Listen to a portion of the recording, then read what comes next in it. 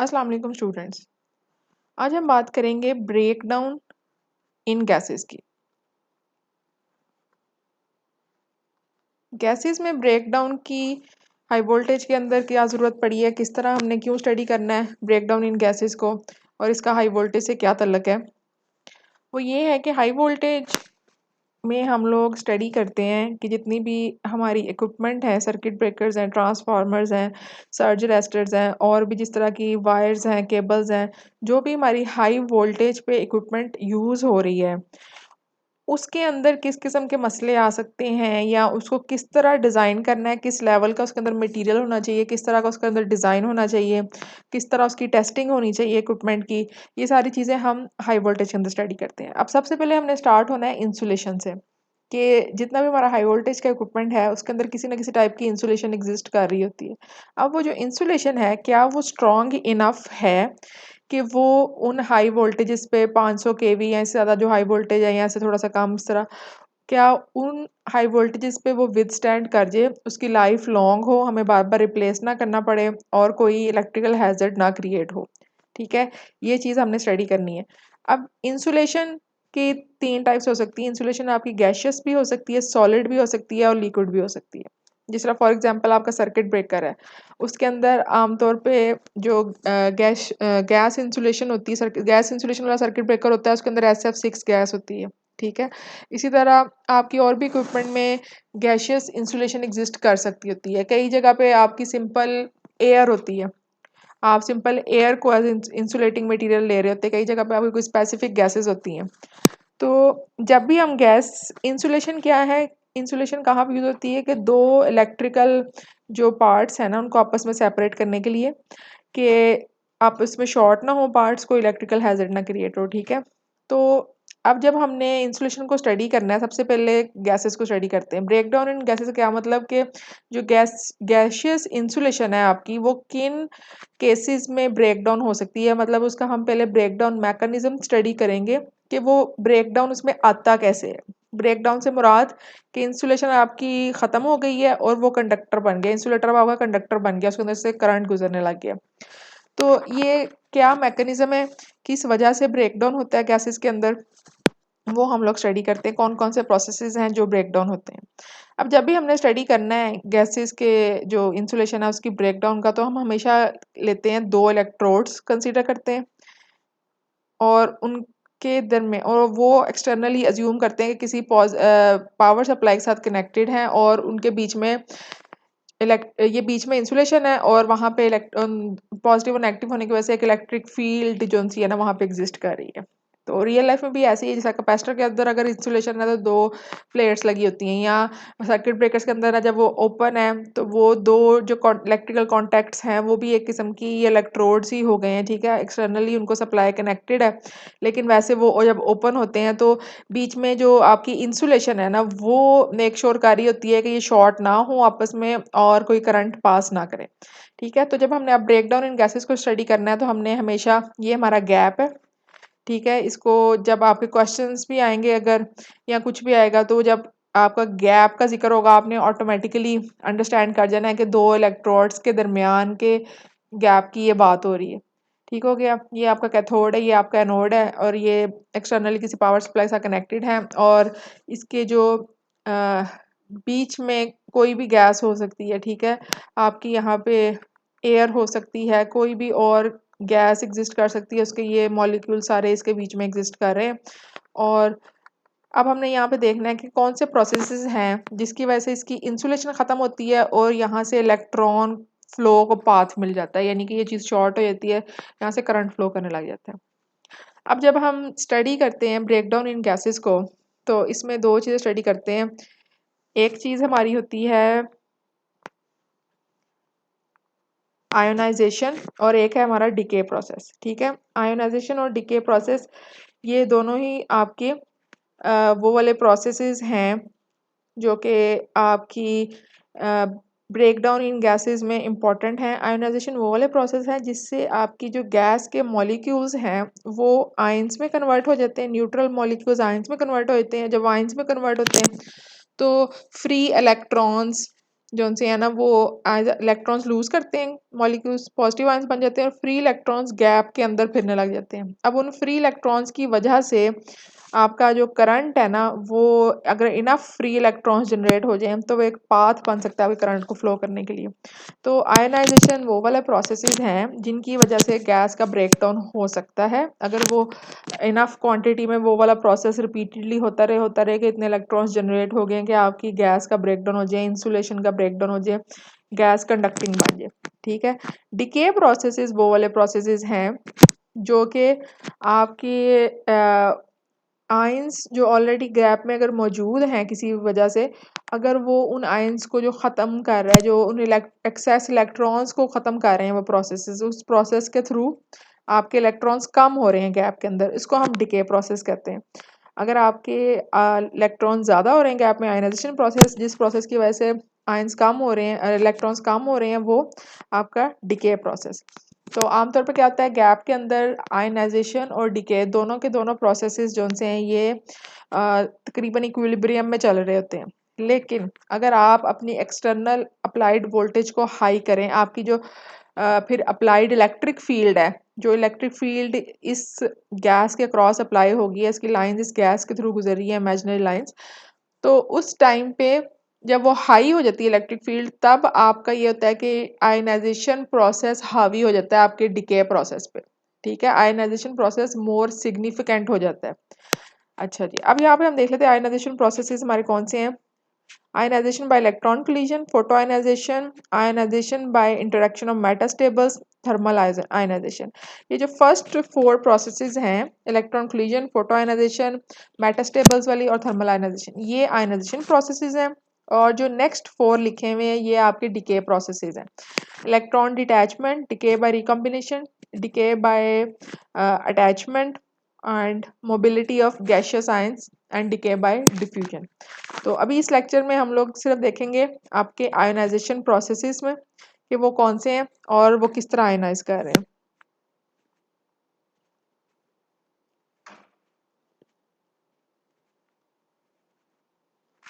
सबसे पहले हम देखते हैं आयोनाइजेशन बाय इलेक्ट्रॉन कोलिजन। इसमें क्या होता है कि आपके कोई ना कोई फ्री इलेक्ट्रॉन्स को मैं यहाँ पे रिप्रेजेंट करती हूँ फॉर एग्जांपल ब्लू कलर से।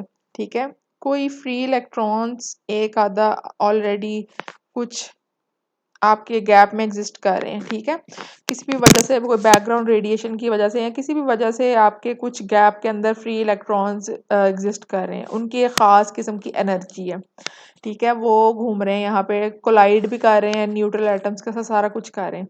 ठीक है, जब आपने इलेक्ट्रिक फील्ड को इंक्रीज किया तो उसकी वजह से इन इलेक्ट्रॉन्स ने भी एनर्जी गेन की। फिर जब ये एनर्जी गेन करके न्यूट्रल एटम्स के साथ टकराएंगे, तो अगर इनकी इनफ एनर्जी गेन हो चुकी हो कि न्यूट्रल एटम के आयनाइजेशन पोटेंशियल से एनर्जी इनकी ज़्यादा हो, तो फिर क्या करते हैं कि ये उस न्यूट्रल एटम को आयनाइज कर देंगे। ठीक है, जैसे ही आपका ये इलेक्ट्रॉन जो है ये एक न्यूट्रल एटम से जाके टकराएगा, तो इसके अंदर भी मुख्तलिफ इलेक्ट्रॉन्स मौजूद होंगे। ठीक है, तो वो जो इसका ये वाला इलेक्ट्रॉन है, इसके वैलेंस इलेक्ट्रॉन, उसको ये रिलीज कर देगा। ठीक है, ये फास्ट मूविंग इलेक्ट्रॉन आया, ये इधर से आके इसके साथ टकराया आपके न्यूट्रल एटम के साथ, ये इसका न्यूक्लियस है, ये इसके इर्द गिर्द ऑर्बिटल में इलेक्ट्रॉन है। तो इसके अंदर इतनी एनर्जी है कि इस इलेक्ट्रॉन को जो इसने न्यूक्लियस ने बांध के रखा हुआ था एटम ने, तो वो इतनी एनर्जी इसने दे दी इस इलेक्ट्रॉन को कि वो एस्केप कर गए। तो ये क्या हुआ कि ये इलेक्ट्रॉन की कोलिजन की वजह से आपका न्यूट्रल एटम पॉजिटिव आयन में कन्वर्ट हो गया और ये आपका इलेक्ट्रॉन रिलीज हो गया। अब ये वाला इलेक्ट्रॉन है, इसकी भी अपनी कोई एनर्जी होगी, ये हो सकता है आगे जाके किसी और न्यूट्रल एटम के साथ टकराए तो उसका भी इलेक्ट्रॉन रिलीज कर दे। तो ये है आयनाइजेशन बाय इलेक्ट्रॉन कोलिजन। ठीक है, ionisation by electron impact slash collision, impact का मतलब भी कोलिजन ही होता है, यानी कि जाके जब टकराते हैं। Ionization by electron collision is probably the most important process in the breakdown of gases. ठीक है, ये मोस्ट सिग्निफिकेंट और इम्पॉर्टेंट प्रोसेस है। प्रोसेस मल्टीपल हैं, लेकिन जो एक होता है ना कि एक प्रोसेस डोमिनेंट होता है कि ज़्यादातर यही हो रहा है गैप में, ये वो वाला प्रोसेस है। ठीक है, effectiveness of electron impact ionisation depends on the electron energy. अब इस बात का क्या मतलब है कि जो आपका इलेक्ट्रॉन ऐसे जाके जब टकराना है आपके न्यूट्रल एटम के साथ, तो आयोनाइजेशन होनी है या नहीं होनी, ये किस चीज़ पर डिपेंड कर रहा है? ये आपकी इलेक्ट्रॉन की एनर्जी पर डिपेंड कर रहा है। तो स्पेसिफिकली एनर्जी कितनी होनी चाहिए? To cause ionisation on impact the electron energy must be at least equal to the ionisation energy of the molecule. यहाँ पे इलेक्ट्रॉन की एनर्जी को वो कह रहा है डेल्टा डब्ल्यू, ठीक है। ये वर्क डन के कॉन्टेक्स्ट में असल में इसको डेल्टा डब्ल्यू लिखा हुआ है, वर्क डन और एनर्जी एक ही बात है फिजिक्स के हिसाब से। तो इलेक्ट्रॉन की जो एनर्जी डेल्टा डब्ल्यू है वो कम अज कम ionization energy of the molecule की इक्वल होनी चाहिए। और ionization energy of the molecule को वो यहाँ पे EVI के साथ रिप्रेजेंट कर रहा है। EV बेसिकली क्या होता है? Electron volt. इलेक्ट्रॉन्स की एनर्जी को इलेक्ट्रॉन वोल्ट में लिखते हैं। तो आई इन्होंने लिखा हुआ साथ आयनाइजेशन की वजह से, यानी कि इलेक्ट्रॉन की एनर्जी, ये EV कह लें एक किस्म का आपका वो है, यूनिट है ऑफ इलेक्ट्रॉन एनर्जी। और आई इसलिए लिखा हुआ है आयनाइजेशन, यानी कि आयनाइजेशन एनर्जी जो है मॉलिक्यूल की, उसके इक्वल अगर आपके इलेक्ट्रॉन की एनर्जी होगी तो वो फिर टकराएगा तो आयनाइजेशन कर देगा। आयनाइजेशन एनर्जी अगर आपको केमिस्ट्री या फिजिक्स से याद हो तो वो वाली एनर्जी होती है कि जो मिनिमम अमाउंट ऑफ एनर्जी चाहिए एक न्यूट्रल एटम को अब्जॉर्ब करने के बाद, यानी कि वो उतनी एनर्जी अब्जॉर्ब करे एक न्यूट्रल एटम, तो फिर वो उसका जो वैलेंस शेल में इलेक्ट्रॉन होता है वो कैपेबल होता है एस्केप के, ठीक है, जिससे आयनाइजेशन कॉज हो जाती है। Electrons with lower energy than EVI may excite particles and the excited particles on collision with electrons of low energy may become ionized, ठीक है। एक तो ये केस है कि आपकी आयनाइजेशन पोटेंशियल से ज़्यादा एनर्जी वाला इलेक्ट्रॉन आया, उसने एटम को टकराया और उसने दूसरा इलेक्ट्रॉन निकाल दिया। एक ये भी केस हो सकता है कि आपकी जो है कोई एक इलेक्ट्रॉन है, उसकी आयनाइजेशन एनर्जी से कम है एनर्जी, वो क्या करेगा, वो आके आपके न्यूट्रल एटम से टकराया, उसने इलेक्ट्रॉन तो नहीं निकाला लेकिन इलेक्ट्रॉन जो एटम है उसकी एनर्जी थोड़ी सी इंक्रीज कर दी, यानी एटम की इट सेल्फ एनर्जी इंक्रीज होगी, एटम एक्साइटेड स्टेट में चला गया। जो है ना, जिस तरह आपके जो एटम के अंदर आपके यहाँ पे आपका इलेक्ट्रॉन है वैलेंस शेल के अंदर, ठीक है, ये आपका एटम है कोई भी, इसके वैलेंस शेल में इलेक्ट्रॉन है। अब ये इलेक्ट्रॉन है, ये इतना तो नहीं हुआ कि ये रिलीज हो गया, लेकिन इतना हो गया है कि ना इसने जंप मार लिया अपने शेल से, ना थोड़ी सी हायर एनर्जी लेवल पे इसने जंप कर लिया। अब यहाँ से निकल के ये यहाँ चला गया, इसने हाई एनर्जी लेवल पे जंप कर लिया। अब इसको कम एनर्जी चाहिए इस एनर्जी लेवल से रिलीज होने के लिए। तो फिर क्या होगा कि एक पहले लो एनर्जी वाला इलेक्ट्रॉन आके लगा है, उसने इसको एक्साइटेड स्टेट में कर दिया एटम को, यानी कि उसका इलेक्ट्रॉन जो है वो हाई एनर्जी लेवल पे चला गया। दूसरा एक और फिर कम एनर्जी वाला इलेक्ट्रॉन आके लगा है कि लेकिन उसके अंदर इतनी इनफ एनर्जी थी, आयनाइजेशन एनर्जी से तो कम थी लेकिन वैसे इतनी एनर्जी थी कि उसने इस इलेक्ट्रॉन को रिलीज करा दिया, ठीक है। तो ये भी केस हो सकता है कि लोअर एनर्जी से इलेक्ट्रॉन किस तरह रिलीज करवा सकते हैं। Furthermore, not all electrons having gained energy greater than the ionization energy upon collision will cause ionization, ठीक है। और ये भी कुछ केसेस हैं कि जिनकी कई दफ़ा ऐसा भी होता है कि जिनकी एनर्जी आयनाइजेशन पोटेंशियल से ज़्यादा है, कभी कभी उनसे भी आयनाइजेशन नहीं होती। तो ये इस तरह वो बात क्यों कर रहे हैं, ये सारा कुछ क्यों बता रहे हैं कि ये कोई हार्ड एंड फास्ट रूल नहीं है कि हर इलेक्ट्रॉन जिसकी एनर्जी पोटेंशियल एनर्जी से आयनाइजेशन एनर्जी से ज़्यादा है वो जब भी टकराएगा लाजमी उससे आयनाइजेशन होनी है। या आयनाइजेशन सिर्फ उसी केस में होनी है जब वही वाला इलेक्ट्रॉन टकराएगा जिसकी एनर्जी ज़्यादा है। नो, कई दफ़ा कम एनर्जी वाले इलेक्ट्रॉन के टकराने से भी आयनाइजेशन हो जाती है, चूंकि वो फिर डबल केस हो जाता है। पहले एक दफ़ा कम एनर्जी वाला टकराया तो एक्साइटेड हो गया एटम, फिर दूसरी दफ़ा कम एनर्जी वाला कोई और टकराया तो वो रिलीज हो गया, ठीक है। तो ये इस तरह ये इसलिए बता रहे हैं कि ये क्वांटिटेटिव कैलकुलेशंस हम इस बेस पे नहीं करते। क्वांटिटेटिव का मतलब कि एग्जैक्ट फार्मूलाज में एग्जैक्ट हमारे पास वैल्यूज हैं, उनसे एग्जैक्ट हमें आंसर आ जाएगा, ऐसी कैलकुलेशन नहीं होती। ये सारी प्रोबेबिलिटी की बात है, ठीक है, कि एक हमारा प्रोबेबिलिटी मॉडल बनता है कि ये एनर्जी है इलेक्ट्रॉन्स की इन जनरल, उसमें हर इलेक्ट्रॉन की वो एनर्जी नहीं होगी, किसी की थोड़ी सी ज़्यादा होगी, किसी की कम होगी, लेकिन इन जनरल इलेक्ट्रॉन्स की ये एनर्जी है। तो ये जब हमने गैप के अंदर इतनी एनर्जी और इलेक्ट्रॉन एग्जिस्ट कर रहे हैं तो क्या प्रोबेबिलिटी है कि आयोनाइजेशन होगी, तो ये प्रोबेबिलिटी मॉडल बनता है, एग्जैक्ट क्वांटिटेटिव मॉडल ये नहीं बनता।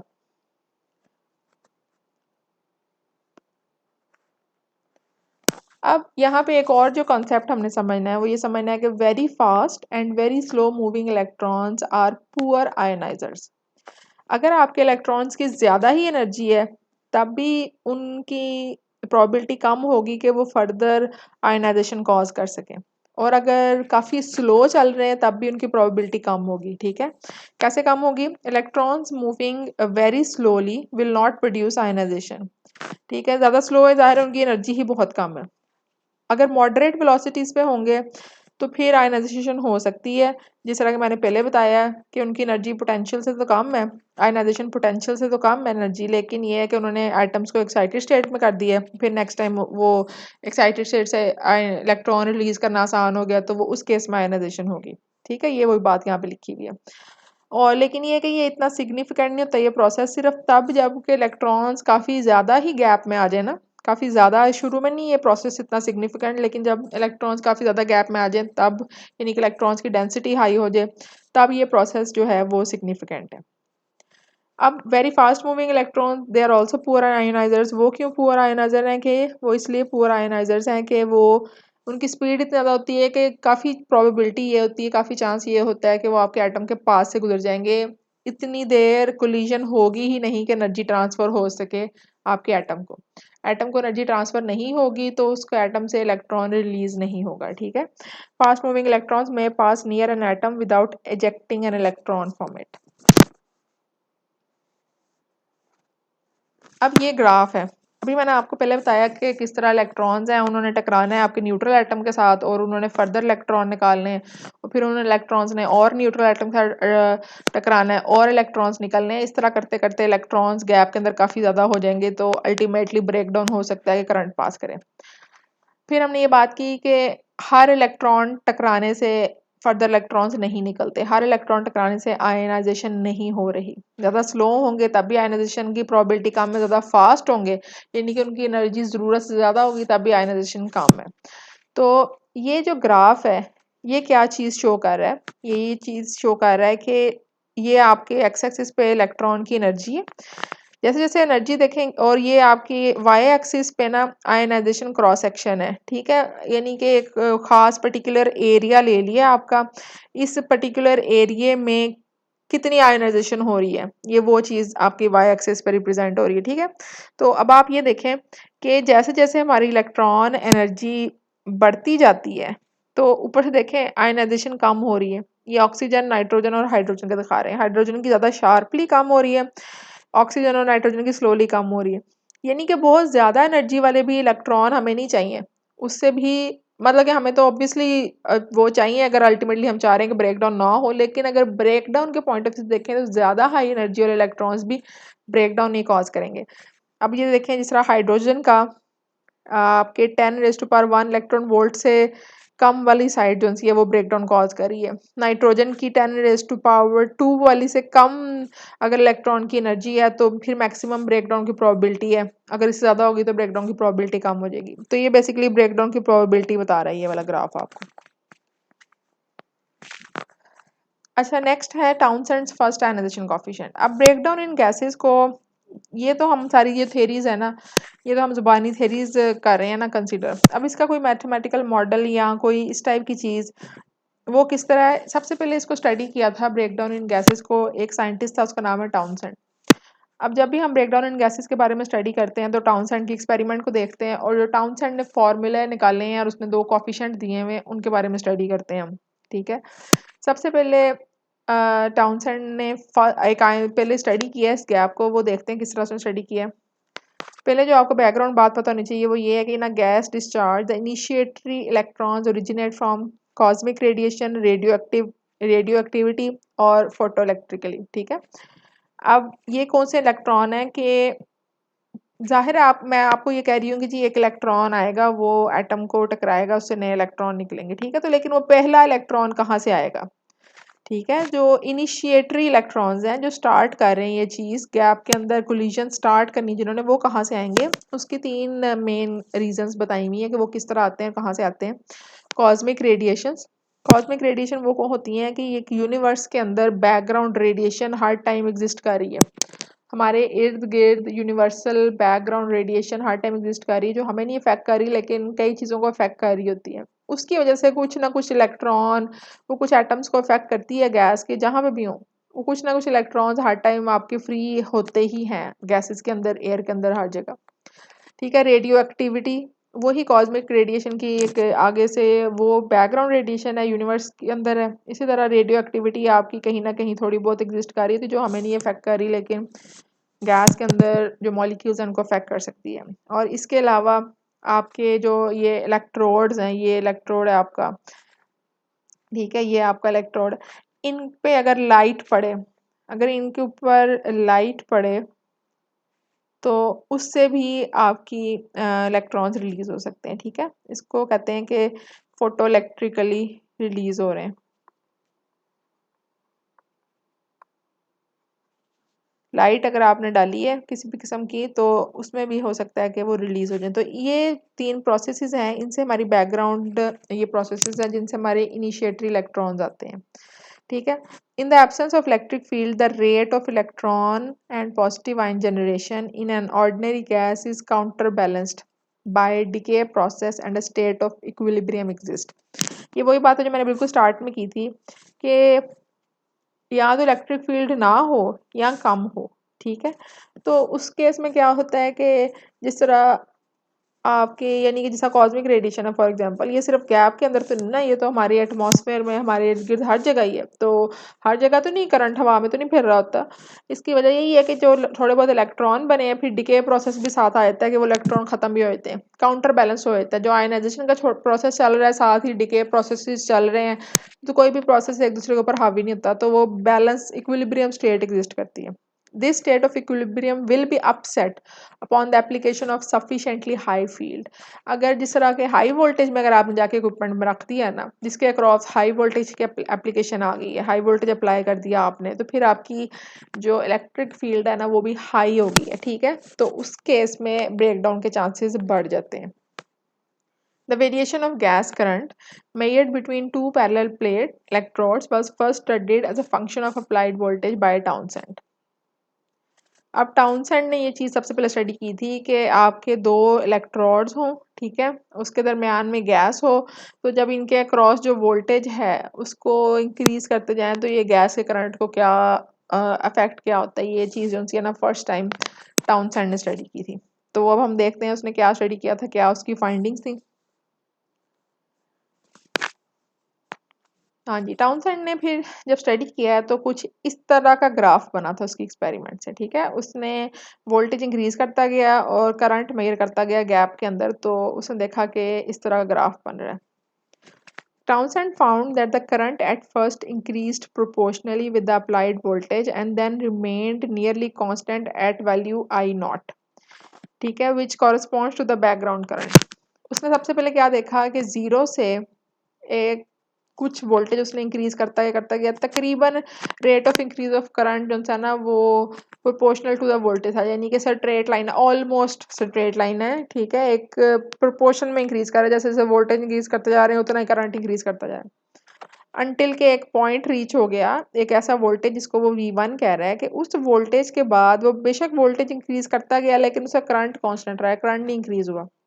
उस पॉइंट को उसने कहा कि जी ये सैचुरेशन करंट है, ये बैकग्राउंड करंट है। ठीक है, यानी कि ये जो इनिशिएटरी इलेक्ट्रॉन्स और या यूवी लाइट जब आपने डाली है उसके अंदर आपके कैथोड पर डली है, तो फोटो करंट, फोटो इलेक्ट्रिक की वजह से जो करंट आपका हुआ है ये बैकग्राउंड करंट है।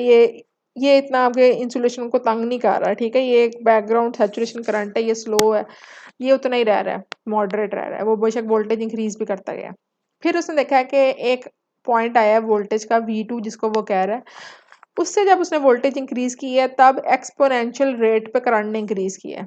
ये करंट अचानक ये देखें इंक्रीज हो रहा है, ये एक्सपोनेंशियल रेट है, ये देखें इंक्रीज होने लगा है, तो ये अचानक ही बिल्कुल वर्टिकली होगी लाइन के, बहुत ज़्यादा ही इंक्रीज हो गया। ठीक है, the increase in current beyond V2 Townsend ascribed to ionisation of gas by electron collision. अब उसने यहाँ से जो एक्सपोनेंशियल इंक्रीज आया है इस पे टाउनसेंड ने फिर थ्योरी आगे दी है कि जो V2 के बाद अचानक इंक्रीज आता है ये इलेक्ट्रॉन कोलिजन्स की वजह से अचानक इंक्रीज आता है। ये वो वाला स्टेट पहुंच गई जहाँ पे इलेक्ट्रॉन कोलिजन हो रही हैं और फिर अचानक एक इलेक्ट्रॉन टकराया, आगे और 2 निकले, वो टकराए 4 निकले, इस तरह अचानक करते करते अचानक ही करंट आपका बहुत इंक्रीज हो जाता है। तो इस पॉइंट पे उसने कहा जी ये इलेक्ट्रॉन कोलिजन्स की वजह से हो रहा है।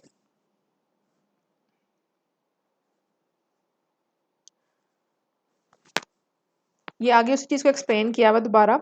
If the field increases the electron leaving the cathode are accelerated more and more between collisions until they gain enough energy to cause ionization on collision with gas or atom molecules। ठीक है, ये वही बात दोबारा की हुई है कि जो कैथोड से निकले हैं इलेक्ट्रॉन, इनिशिएटरी इलेक्ट्रॉन, वो ज़्यादा फील्ड की वजह से उनके अंदर हाई एनर्जी आती है, वो तेज़ स्पीड में जाते हैं, टकराते हैं और न्यू इलेक्ट्रॉन्स निकालते हैं। ठीक है, ये देखें, ये वही बात की हुई है कि आपका इलेक्ट्रॉन आया, मॉलिक्यूल से टकराया, पॉजिटिव आयन बन गया, दो इलेक्ट्रॉन निकल गए, वो किसी और मॉलिक्यूल से टकराए, पॉजिटिव आयन बन गया और निकल गए, दो और निकल गए, करते करते करते इलेक्ट्रॉन्स ही इलेक्ट्रॉन्स हो जाते हैं।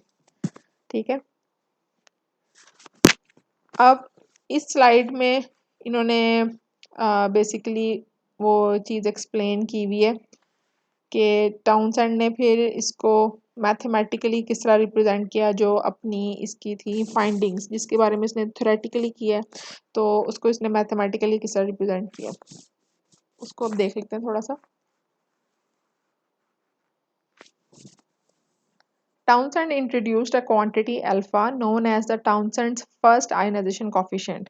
टाउनसेंड ने अब इसको मैथमेटिकली डिस्क्राइब करने के लिए उसने कांस्टेंट इंट्रोड्यूस कराया। उस कांस्टेंट को कहते हैं टाउनसेंड्स फर्स्ट आयनाइजेशन कॉफिशिएंट। उसको कैसे डिफाइन करते हैं? The number of electrons produced bye an electron per unit length of path in the direction of the field.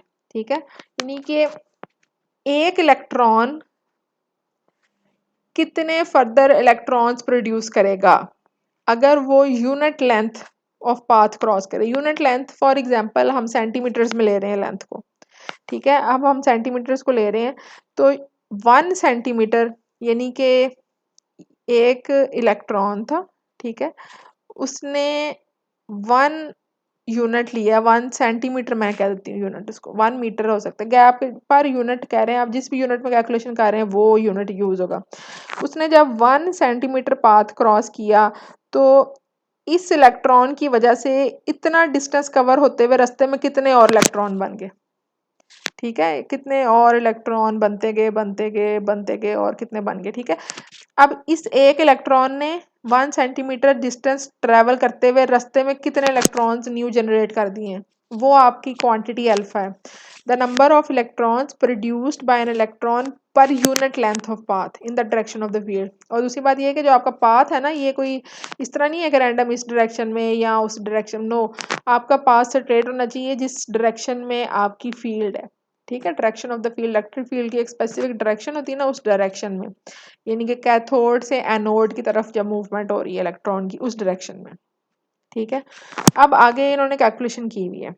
For example हम एज्यूम करते हैं n is the number of electrons at the distance x from the cathode. यहाँ पे हम पहले cathode को draw करते हैं। ये हमारा फॉर एग्जाम्पल कैथोड है और ये हमारा एनोड है। ठीक है, ये हमारा, इसको मैं यहाँ पे लिख देती हूँ ताकि आसानी हो जाए। कैथोड है और ये हमारा एनोड है। ठीक है, अब n क्या चीज़ है? n is the number of electrons at a distance x from the cathode. कोई भी डिस्टेंस ले लेते हैं, यहाँ पे फॉर एग्जांपल मैं डिस्टेंस, ये मैंने डॉटेड लाइन लगाई है, इमेजिनरी लाइन है, ये इस तरह है कि ये कैथोड से लेकर यहाँ तक का जो डिस्टेंस है वो x है। ठीक है, इस x डिस्टेंस पे n इलेक्ट्रॉन्स मौजूद हैं, यानी कि यहाँ से लेकर यहाँ तक इस डिस्टेंस पे आगे, यहाँ पे जब हम इलेक्ट्रॉन मेजर करेंगे ना, तो नंबर ऑफ इलेक्ट्रॉन्स कितने होंगे? n होंगे। x डिस्टेंस पे n इलेक्ट्रॉन्स मौजूद हैं। ठीक है, अब अगर इसी डिस्टेंस को थोड़ा सा हम डिफरेंशियल इंक्रीज इसके अंदर लेके आए, ठीक है, बिल्कुल ये थोड़ा सा इंक्रीज, इस डिस्टेंस से थोड़ा सा इंक्रीज लेके आए, इसको हम डिफरेंशियल इंक्रीज कहते हैं। ठीक है, थोड़ा सा, इसको हम कह देते हैं डी एक्स, यानी कि माइनर से चेंज आई है ना, डेल्टा एक्स या डी एक्स कह दिया, माइनर से चेंज आई है। ठीक है, तो डी एन क्या चीज़ होगी? Increase in electrons.